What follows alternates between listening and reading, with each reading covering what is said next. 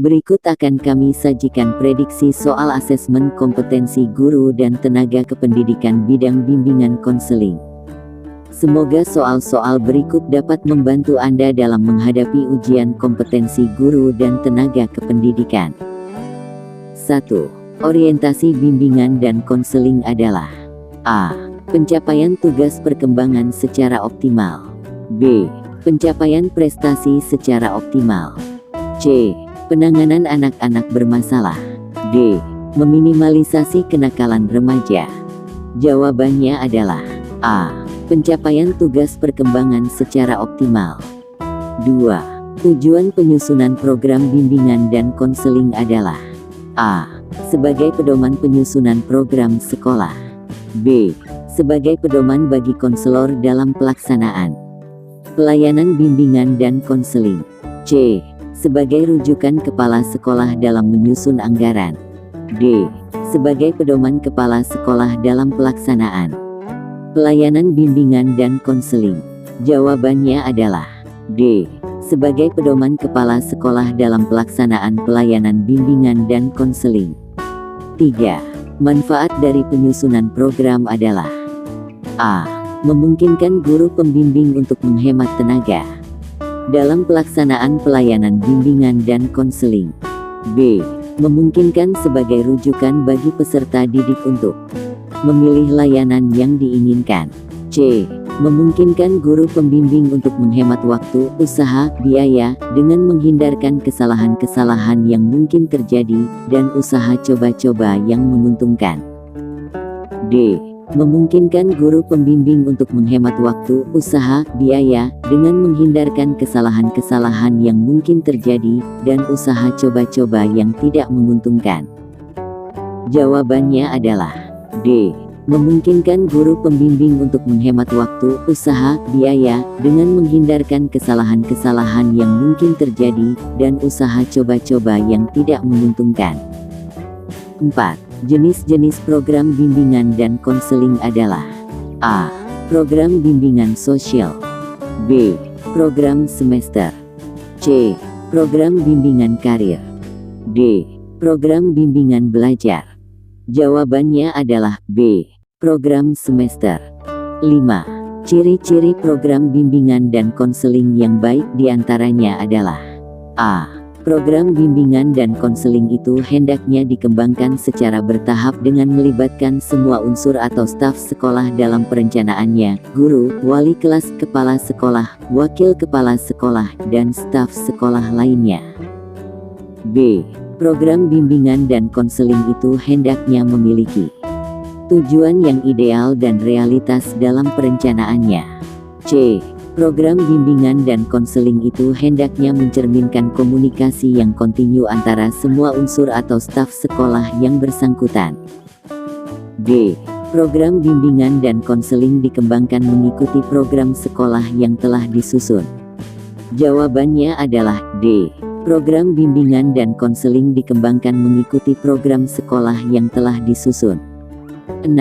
Program pelayanan bimbingan dan konseling yang dilakukan secara umum pada tahun pembelajaran urut berdasarkan analisis kebutuhan adalah: A. Program harian. B. Program bulanan. C. Program tahunan. D. Program semesteran. Jawabannya adalah C. Program tahunan. 7. Penyusunan program mengacu pada data hasil analisis kebutuhan sebagai langkah pertama dalam penyusunan program bimbingan dan konseling. Langkah selanjutnya adalah: A. Perumusan tujuan. B. Perumusan kegiatan layanan dan pendukung. C. Pengembangan materi bimbingan dan konseling. D. Pengorganisasian program pelayanan bimbingan dan konseling. Jawabannya adalah A. Perumusan tujuan. 8. Pengembangan materi bimbingan dan konseling bertujuan untuk: A. Menampilkan sosok utuh dari bentuk kompetensi yang ada pada diri peserta didik. B. Digunakan sebagai pedoman dalam memberikan layanan bimbingan dan konseling. C. Memudahkan guru pembimbing untuk mempelajari suatu kompetensi tertentu. D. Menumbuhkan kreativitas peserta didik untuk mendesain sebuah pengembangan materi. Jawabannya adalah B. Digunakan sebagai pedoman dalam memberikan layanan bimbingan dan konseling. 9. Layanan bimbingan dan konseling yang digunakan untuk membantu peserta didik menentukan pendidikan lanjutan adalah A. Layanan orientasi, B. Layanan informasi, C. Layanan penempatan dan penyaluran, D. Layanan penguasaan konten. Jawabannya adalah C. Layanan penempatan dan penyaluran. 10. Kegiatan untuk membahas permasalahan peserta didik dalam suatu pertemuan yang dihadiri oleh pihak-pihak yang terkait adalah A. Himpunan data, B. Kunjungan rumah, C. Aplikasi instrumentasi, D. Konferensi kasus. Jawabannya adalah D. Konferensi kasus.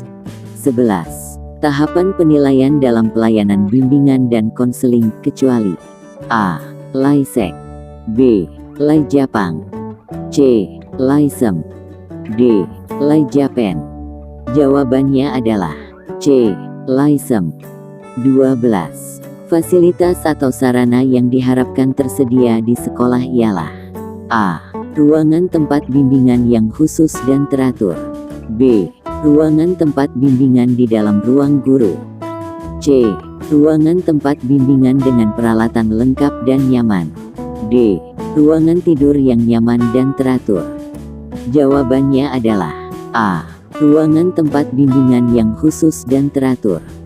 13. Unsur-unsur fasilitas bimbingan dan konseling kecuali A. Tempat kegiatan, B. Instrumen dan kelengkapan administrasi, C. Peralatan rumah tangga, D. Filing cabinet. Jawabannya adalah C. Peralatan rumah tangga. 14. Pedoman kegiatan yang harus ada kecuali A. Surat keputusan, B. Salinan dari peraturan dan kebijakan, C. Panduan operasional, D. Surat tanda terima. Jawabannya adalah C. Panduan operasional. 15. Pembiayaan penyelenggaraan pelayanan bimbingan dan konseling ditanggung oleh A. Guru bimbingan dan konseling, B. Orang tua atau wali peserta didik, C. Anggaran sekolah, D. Kepala sekolah. Jawabannya adalah D. Kepala sekolah. 16. Anggaran biaya penyelenggaraan pelayanan bimbingan dan konseling digunakan untuk kecuali A. Honor petugas bimbingan dan konseling, B. Anggaran untuk surat menyurat, C.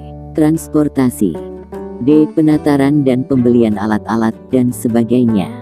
Jawabannya adalah C. Transportasi. 17.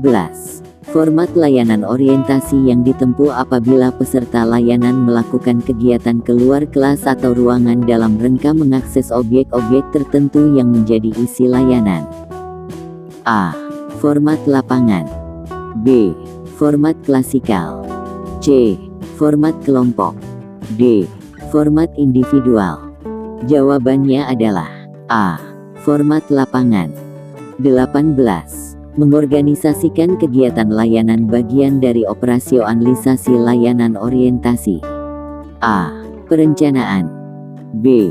Pelaksanaan, C. Evaluasi, D. Analisis hasil evaluasi. Jawabannya adalah B. Pelaksanaan. 19.